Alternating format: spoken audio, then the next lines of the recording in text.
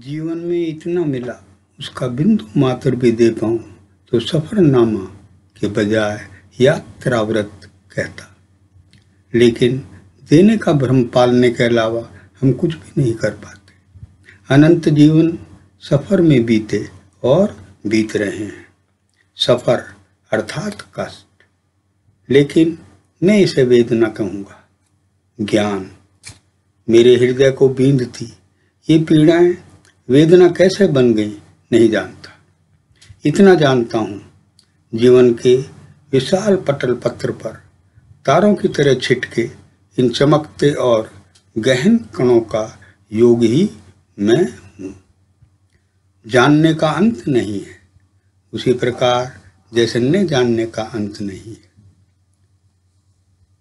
जनवरी 1966 की एक ठिठुरती सुबह नई दिल्ली के रेलवे स्टेशन पर आ खड़ा हुआ था।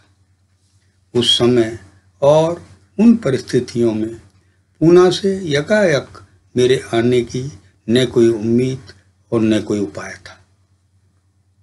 1.5 साल के पूनावास का आकलन गहन उदासी और घर से दूर एकाकीपन का था।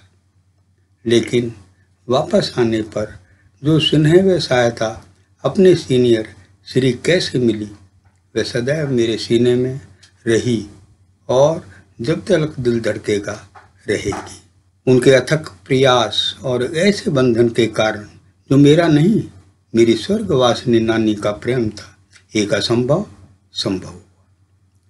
मेरी नानी मुझे देखे बिना जाना नहीं चाहती थी। मुझे उनकी हालत का कोई भी पता न था और न किसी को मुझे इतनी दूर से बुलाने की जरूरत थी। जिसे जरूरत थी उसने मुझे बुलाया। जो स्थानांतर असंभव था वह कैसे संभव हुआ, वह आज नहीं। अवसर आया तो फिर कभी। हाँ, नई दिल्ली स्टेशन पर सुबह के 7 बजे उतरा। थोड़ा सा जो सामान था मित्र के यहाँ रख हर बार की तरह नानी से मिलने के लिए चल पड़ा। वो मेरा ही इंतजार कर रही थी। मेरे आने का सुन अपनी खटिया पर चुपचाप बैठी वे चिल्ला पड़ी, बलुआ आ गया। उनकी आंखों में आंसू और झुर्रियों भरे चेहरे पर संतोष की आभा थी। दूसरे दिन वे इस दुनिया को छोड़ लंबे सफर पर चली गई। 1 वर्ष बीत गया। एक शाम केंद्रीय सचिवालय से बस पर जब अपने एक कमरे की रिहायश निजामुद्दीन के सहायक स्टेशन मास्टर के मकान पर पहुंचा तो छोटे से उस कमरे में फर्श पर खून ही खून फैला था। पत्नी कराह रही थी। 1 मिनट भी बर्बाद किए मैं वापस भोगल स्थित CGHS डिस्पेंसरी पैदल ही पहुंचा। कितना समय लगा जानने का होश नहीं था। सीधा डॉक्टर के कमरे में घुस गया। अफसोस है आज न उनका नाम याद है और न चेहरा। हाल सुनते ही वे कुर्सी से खड़ी हो गई। बाहर कंपाउंड में खड़ी अपने फिएट गाड़ी स्टार्ट की और मुझे बैठा मरीज के कमरे के दरवाजे पर आ खड़ी हुई। गर्भपात है, आपको तुरंत सफदरजंग अस्पताल जाना होगा, खड़े ही उनने लिखा और पर्चा मुझे थमा दिया। नहीं, आप यहीं रुको, मैं स्टैंड से टैक्सी भेजती हूँ। 7:30 बजे के करीब मैं सफदरजंग अस्पताल के स्वागत कक्ष के सामने था। वहां बैठी नर्स ने तुरंत स्ट्रेचर लाने को कहा। पत्नी अंदर भेज दी गई और मैं 12 बजे तक एक बेंच पर बैठा इंतजार करता रहा कुछ सुनने के लिए। आखिर मैं उठा। मैं इंतजार कर रहा हूँ सिस्टर। किसका? उसने मुस्कुराते हुए कहा। मेरी पत्नी। जानती हूँ वे अस्पताल में हैं, आराम कर रही होंगी। मेरी जरूरत? क्या करोगे? जिनको करना है वे कर रही हैं। फिर आप तशरीफ ले जा सकते हैं। उनके चेहरे की वह भोली और व्यंग्यात्मक मुस्कुराहट आज भी मन के आकाश में घिरे घने बादलों की परतों को बींत दिल के नीला आकाश में चमकते चांद की तरह सजी याद के दर्शन कराती। हल्के मन बाहर गेट पर आया।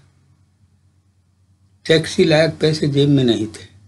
तारों भरी उस रात में अपने ही पैरों की आट आज भी सुनाई देती है। आज वह स्मृति दूर आकाश में फिर छिटकी है, लेकिन बादल घने हैं, अंधेरा गहन है, आंखों में उमड़ते आंसुओं ने सब धुंधला कर दिया है। चमक दब गई है, नजरें दिल तलक नहीं पहुंच पाती। क्यों? अभी पिछले हफ्ते वह आया था, उसका 7 साल का बच्चा, जिसका एक टीके के बाद बोलना और आंख से आंख मिलाना बंद हो गया था। 90% ठीक है। उसको उसकी दवाई लेनी थी। उसने बताया उसकी दूसरी संतान कन्या है, वह 10 दिन की हो गई है। मुबारक हो। कैसे पैदा हुई? पैदा आजकल जैसे बच्चे होते हैं वैसे ही हुई। सिजेरियन? हाँ साहब, यह तो कोई बात नहीं। लेकिन जब रिसेप्शन पर कहा गया वे डिलीवरी नहीं करा सकते, पांव तले की जमीन खिसक गई। क्यों? बोले पहले कोरोना का टेस्ट करना होगा। अगर वह पॉजिटिव हुआ वे कैसे नर्सिंग होम में भर्ती कर सकते हैं? लेकिन डॉक्टर, मेरी आवाज़ गले में अटक गई। खैर, आप 4,500 रुपये टेस्ट के और 6 प्रोटेक्टिव किट के रुपए जमा कराइए। देखते हैं हम क्या कर सकते हैं। फिर टेस्ट निगेटिव था। बच्ची धरती पर आ गई उन हाथों से जिन पर किट था। कुल खर्चा वे जानकर क्या कीजिए, सबको मालूम है, लेकिन मुझे नहीं मालूम। वही ठीक है।